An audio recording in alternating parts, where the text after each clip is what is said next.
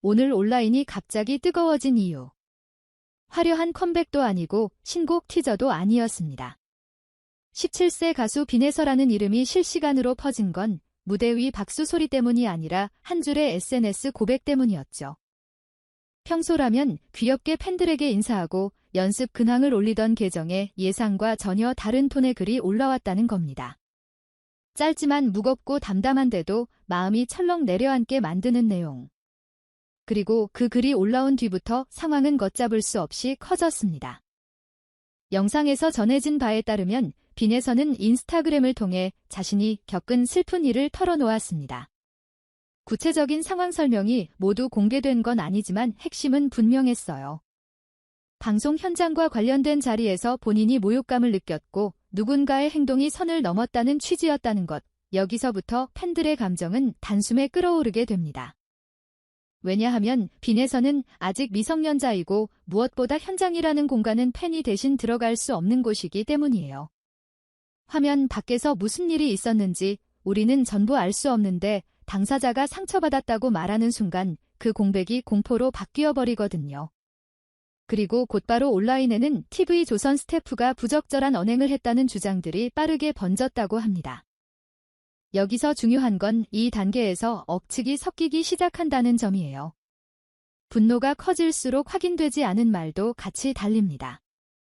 누군가는 이런 말을 했다더라를 덧붙이고 누군가는 목격담을 올리고 누군가는 분노를 증폭시키는 자극적인 표현을 가져오죠. 그래서 지금 시점에서 가장 필요한 건 감정보다 먼저 정확한 사실관계입니다. 다만 팬들이 폭발한 이유 자체는 이해가 됩니다. 미성년 예술가에게는 실력만큼이나 안전과 존중이 기본이어야 하는데 그 기본이 흔들리는 것처럼 보였으니까요. 이 상황에서 눈에 띄는 건 팬덤의 움직임이었습니다. 영상에서는 빈에서 팬 커뮤니티가 굉장히 빠르게 모였다고 전해졌죠. 그런데 요즘 팬덤은 예전처럼 환혜자에서 끝나지 않습니다. 단합의 방식이 훨씬 전략적이에요. 누가 더 크게 소리치느냐가 아니라 어떤 메시지를 어떤 표현으로 전달하는지를 먼저 고민합니다. 해시태그를 정리하고 요구사항을 문장으로 만들고 확인되지 않은 정보를 공유하지 말자는 내부 공지까지 띄우는 경우도 많습니다. 실제로 이번 건도 감정적 공격이 아니라 공식 해명 요구 쪽으로 방향을 잡으려는 움직임이 보였다는 이야기가 나옵니다. 사과를 원하든 사실관계 확인을 원하든 최소한 공식적인 설명이 있어야 한다는 거죠. 팬들은 너무 잘 알고 있습니다. 미성년 아티스트에게 그냥 참아라, 다음에도 반복된다로 이어질 수 있다는 것을요. 촬영장은 폐쇄적이고 권력 구조가 존재하고 스케줄은 빡빡합니다. 그 안에서 어린 사람이 목소리를 내기란 정말 어렵습니다. 그래서 팬덤은 대신 싸우겠다가 아니라 대신 지켜보겠다는 방식으로 힘을 모으려 합니다. 누군가를 공격하기 위해서가 아니라 다시는 그런 이야기가 나오지 않게 기준선을 세우기 위해서요. 이런 분위기 속에서 영상에서는 한 방송사 측의 반응도 언급됐습니다. 뉴스파이터에서 이 이슈가 다뤄졌고 MBN 측이 빈에서를 지지하는 취지의 메시지를 냈다는 흐름이 전해졌죠. 요지는 공정한 대우를 약속한다. 정확하고 공정한 해결을 위한 노력을 지지한다. 젊은 예술가의 명예를 존중한다는 방향. 여기서 흥미로운 포인트가 하나 있습니다.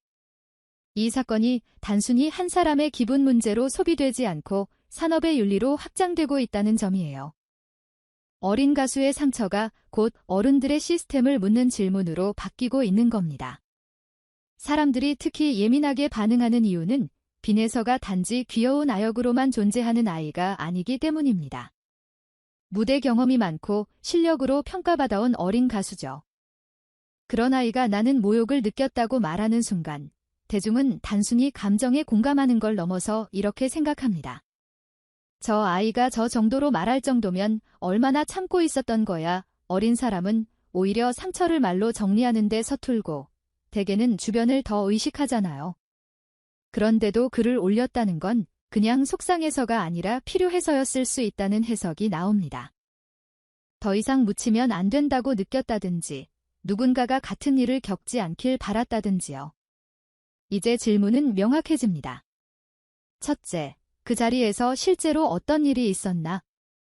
둘째, 누가 어떤 방식으로 경계를 넘었나. 셋째, 방송사는 어떤 절차로 사실관계를 확인하고 어떤 조치를 취할 것인가.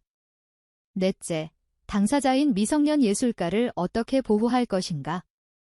여기서 가장 위험한 건 답이 나오기도 전에 여론이 확정 판결을 내려버리는 겁니다. 확인되지 않은 이야기로 누군가를 특정해 공격하는 것도 문제고, 반대로 그냥 예민한 거 아니냐면서 피해를 가볍게 취급하는 것도 똑같이 위험합니다. 결국 공정함은 양쪽을 다 잡는 데서 시작합니다. 사실은 정확하게, 보호는 즉시, 책임은 분명하게. 그래서 지금 많은 사람들이 TV조선의 공식 설명을 기다리고 있습니다. 사실이 아니라면 어떤 부분이 왜 다른지 구체적으로 밝혀야 하고, 일부 사실이라면 어디에서 어떤 문제가 있었는지 인정하고 재발 방지 대책을 내놓아야 하죠. 그리고 만약 누군가의 언행이 실제로 부적절했다면 핵심은 누구를 자르느냐보다 왜 그런 일이 가능했는지를 고치는 겁니다. 미성년 출연자 보호 가이드라인, 현장 스태프 교육, 즉시 신고할 수 있는 창구, 보호자가 개입할 수 있는 절차, 촬영장에서의 언어 행동 기준. 이런 것들이 문서로만 존재하면 아무 의미가 없습니다. 실제 현장에서 작동해야 해요. 그래야 앞으로는 다르다는 말이 설득력을 가집니다. 이번 사건이 던지는 메시지는 단순합니다. 어린 예술가도 노동을 한다는 사실을 잊지 말자는 것. 촬영장에서는 아이도 스케줄에 맞춰 움직이고 컨디션을 조절하고 카메라 앞에서 감정을 꺼내야 합니다. 그 과정에서 어른들이 지켜야 할 최소한의 선은 명확하죠. 존중, 안전, 그리고 명예. 특히 이 명예는 미성년자에게 더 치명적입니다. 한번 퍼진 낙인은 본인이 감당하기 어렵고 그 부담이 성장 과정 전체에 영향을 미칠 수 있으니까요. 그래서 대중이 이번 건에 유독 예민하게 반응하는 건 단지 팬심 때문이 아니라 사회적 감수성이 커졌기 때문이기도 합니다. 아이를 보호해야 한다는 말이 감정이 아니라 기준이 되기 시작한 거예요. 빈에서에게 쏟아지는 응원 메시지도 그런 흐름을 반영합니다.